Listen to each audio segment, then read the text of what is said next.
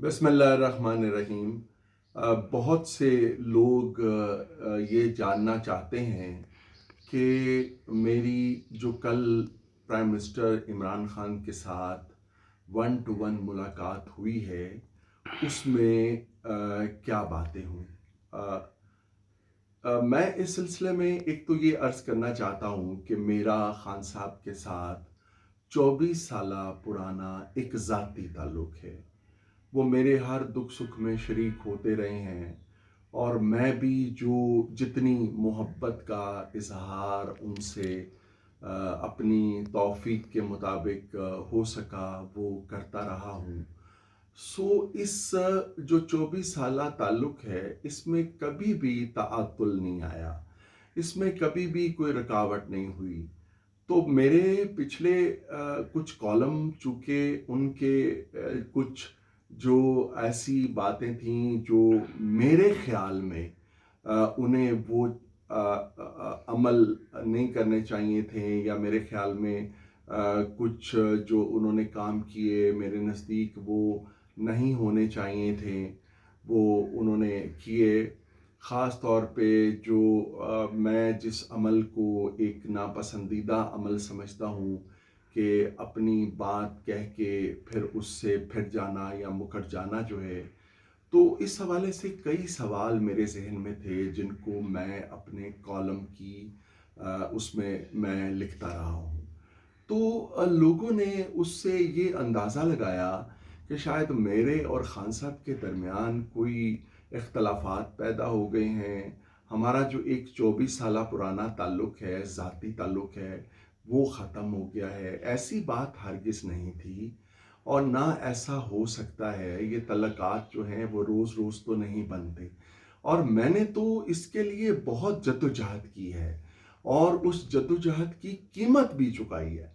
और असल में इमरान खान के लिए जद्दोजहद करना कोई उसकी ज़ात के लिए जद्दोजहद करना नहीं था, वो एक बेटर पाकिस्तान के लिए जद्दोजहद करना था। तो वो लोग जो ये समझ रहे थे कि मेरे उनके कुछ कामों पे तनकीद की वजह से शायद वो मुझसे नाराज़ हैं, वो कभी भी नहीं हुआ ऐसा। गो के उनके हवाले से ये तासुर ज़रूर मौजूद है कि वो जब से प्राइम मिनिस्टर बने हैं वो तनकीद ज़रा कम बर्दाश्त करते हैं और तारीफ़ ज़्यादा बर्दाश्त करते हैं।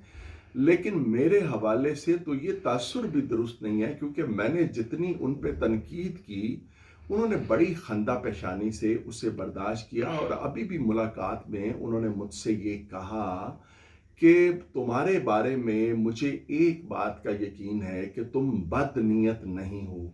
कुछ लोगों के उन्होंने नाम लिए, कुछ सहाफ़ियों, सीनियर सहाफ़ियों के उन्होंने नाम लिए और उन्होंने बताया कि उनका क्या एजेंडा है और उनके बारे में क्या रिपोर्टें हैं। तो उन्होंने कहा कि मैं अब कैसे उनके लिए अपना दिल जो है वो बड़ा कर सकता हूँ। मैंने उनसे ये अर्ज़ की थी कि आम तासुर ये है कि प्राइम मिनिस्टर ऑफ पाकिस्तान यानी कि आप और हमारी जो पीटीआई की गवर्नमेंट है वो शायद सारे के सारे मीडिया के ख़िलाफ़ है। ये बाहर मीडिया में आम तासुर है, तो इस तासुर को दूर करने की ज़रूरत है।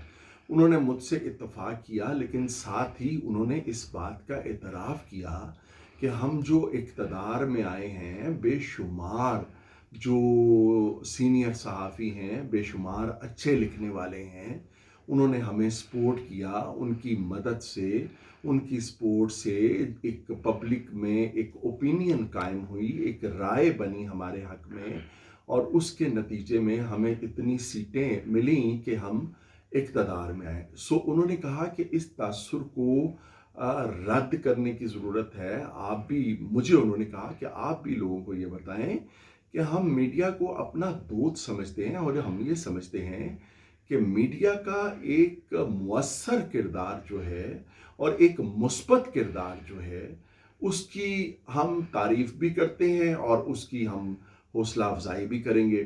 तो एक तो इस हवाले से उनसे बहुत बात हुई, जो कि ज़ाहिर है कि इतनी तफ़सील के साथ बात जो है वो व्हाट्सएप पे या मैसेज के ज़रिए नहीं हो सकती थी।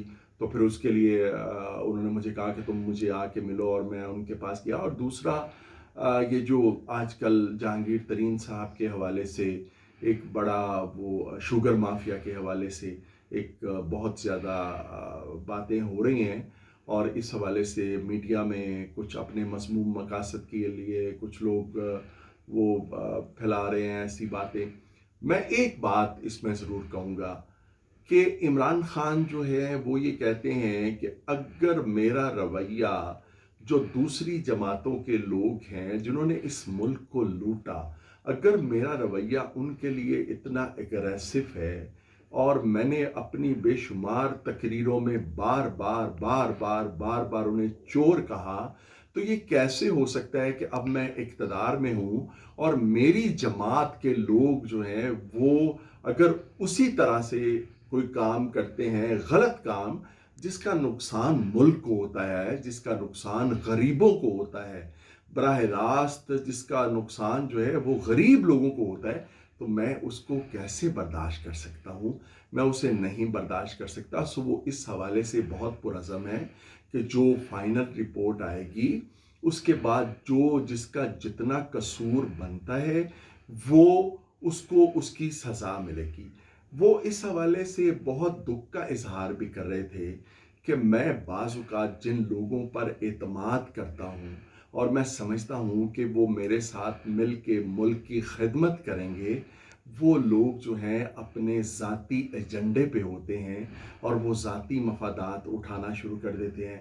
انہوں نے اس حوالے سے کچھ نام بھی لیے، کچھ سیاسی لوگوں کے نام بھی لیے، کچھ اس میں انہوں نے ہمارے سینئر صحافیوں کے نام بھی لیے، اپنے ایک عزیز کا بطور خاص ذکر کیا۔ تو انہوں نے کہا کہ یہ سب لوگ میرے ساتھ کسی ملک کے کسی مفاد کے لیے الگ نہیں ہوئے تھے، یہ اپنے اپنے کسی نہ کسی ذاتی مفاد کی وجہ سے جو ہے وہ مجھ سے ناراض ہوئے ہیں، لہٰذا ان کی جو ناراضگی ہے میں اسے اس لیے بھی خاطر میں نہیں لاتا کہ اگر وہ کسی قومی ایجنڈے پہ یا قومی مفاد میں کسی حوالے سے میرے سے ناراض ہوئے ہوتے تو میں ان کو منانے کے لیے تیار تھا۔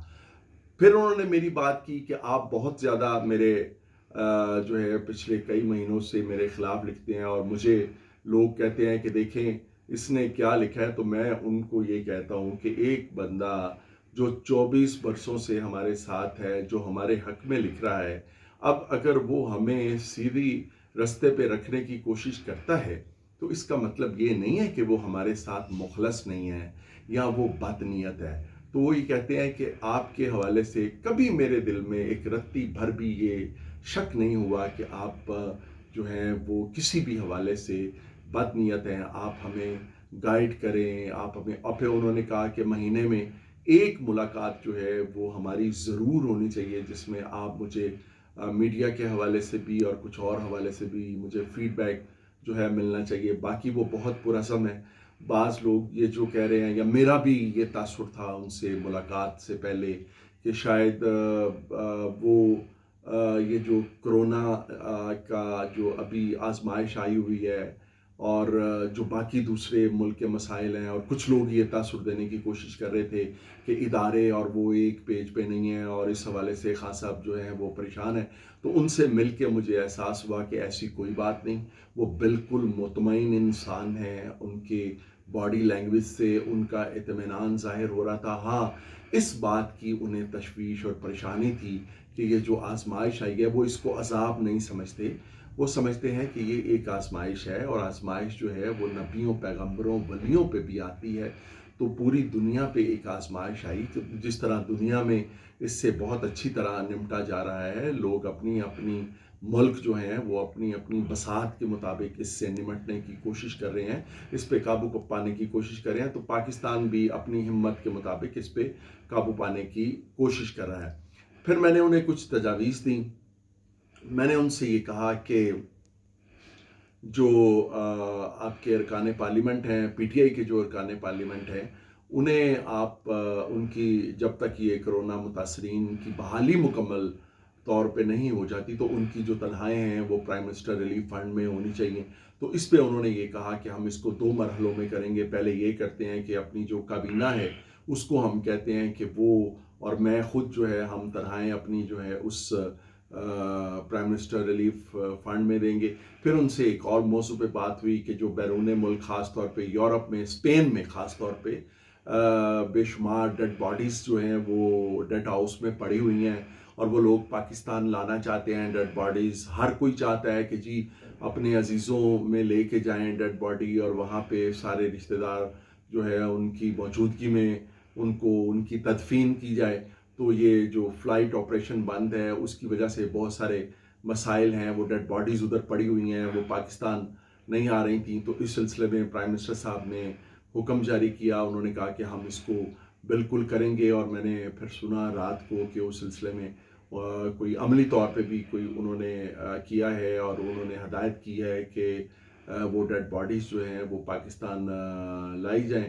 اس کے علاوہ بہت ساری باتیں جو ہیں وہ آف دی ریکارڈ تھیں اور وہ ظاہر ہے وہ ایک بہت جس طرح ایک اپنائیت کے ساتھ مجھے کچھ مسائل کے بارے میں انہوں نے بتایا اور جو ذکر کیا وہ میرے پاس ایک امانت ہے اور انشاءاللہ اس امانت میں کبھی خیانت نہیں ہوگی چونکہ انہوں نے مجھ پہ اعتماد کیا.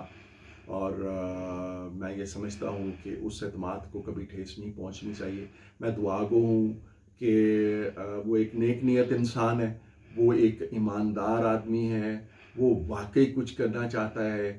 اور مجھے اس سے پہلے ان کے سٹاف نے بتایا کہ پرائم منسٹر پہلے اگر 8 بجے آتے تھے تو اب وہ 7 بجے صبح آ جاتے ہیں اور رات دیر گئے تک کام کرتے ہیں. کرونا کے حوالے سے بے شمار میٹنگز کرتے ہیں اور اس بات کی بھی پرواہ نہیں کرتے کہ ان دنوں میں انہیں اپنی میٹنگز جو ہیں یا لوگوں سے ملنا جلنا جو ہے وہ تھوڑا محدود کرنا چاہیے, کم کرنا چاہیے. وہ بڑا اس حوالے سے اور ایک بات انہوں نے آخری بات جو میں ایک بات انہوں نے اور کہی, انہوں نے کہا کہ مجھے کسی سے کوئی خطرہ نہیں ہے اور میں کوئی اگر سمجھتا ہے کسی ادارے سے کہ مجھے ان سے کوئی خطرہ ہے یا یہ جہانگیر ترین اور شوگر مافیا پہ ہاتھ ڈالنے کی وجہ سے میری کوئی حکومت چلی جائے گی, میری حکومت کمزور ہو جائے گی, کہتے ہیں مجھے کسی کا کوئی ڈر نہیں ہے. میں صرف غریب کی بد دعا سے ڈرتا ہوں, میں صرف غریب کی آہ سے ڈرتا ہوں, میں صرف اپنے اللہ سے ڈرتا ہوں. اور یہ شوگر مافیا جو ہے انہوں نے پورے پلان کے تحت اپنے لوگوں کو لگوایا, اپنے وزیروں کو لگوایا, اپنے افسروں کو لگایا اور انہوں نے اپنے پورے مافیا کو اربوں روپے کا جو فائدہ پہنچایا, جس کا نقصان ملک کو ہوا, غریبوں کو ہوا. وہ کہتے ہیں کہ کچھ بھی ہو جائے میں ان لوگوں کو کیفر کردار تک پہنچاؤں گا.